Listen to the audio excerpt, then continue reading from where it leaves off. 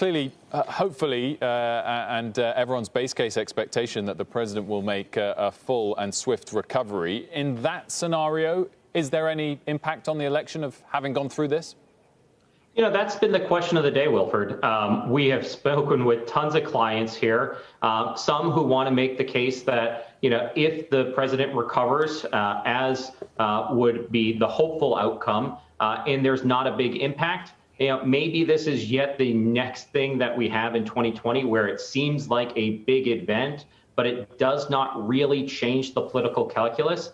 The flip side to that is that it is going to remind voters of his performance related to COVID, and will there be a view that, you know, as commander-in-chief, your first job is to keep folks safe, and if he hasn't kept himself safe, is the kind of job he did in response to COVID, bringing that back up a month before the election, going to be a net negative to the outcome for him in November. Does it change the likelihood of a stimulus deal?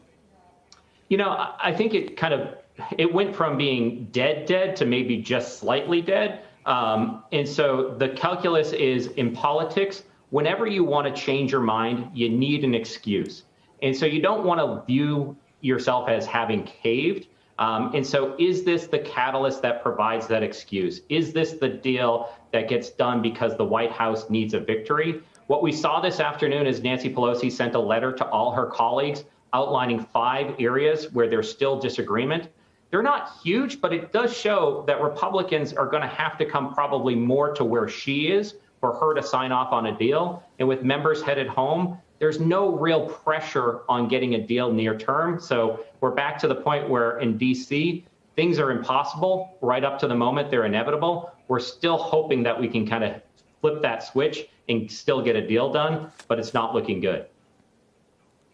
I don't get that, Ed. I feel like this provided a huge sense of urgency. The president of the United States contracting COVID-19 is a pretty stark reminder that this pandemic is still with us and still threatens us. We got a jobs report today that was a big miss. It showed the number of permanent job losers, up to 3.8 million people, continues to deteriorate, and all sorts of other troubling signs beneath the hood, like people leaving the labor force.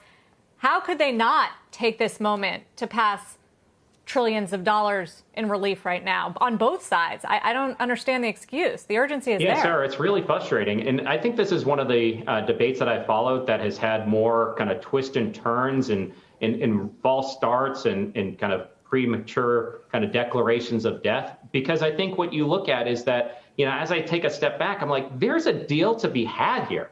And it's in that $1.5 to $2 trillion range. Do we have individuals who want to get that deal done? What is the normal political calculus? Those catalysts are gone.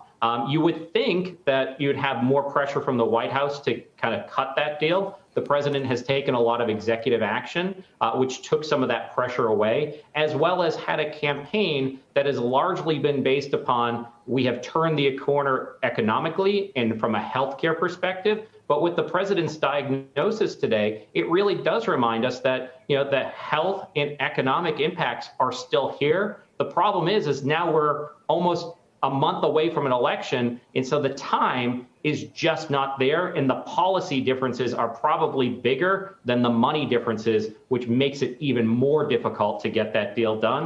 There's a chance, but it's hard.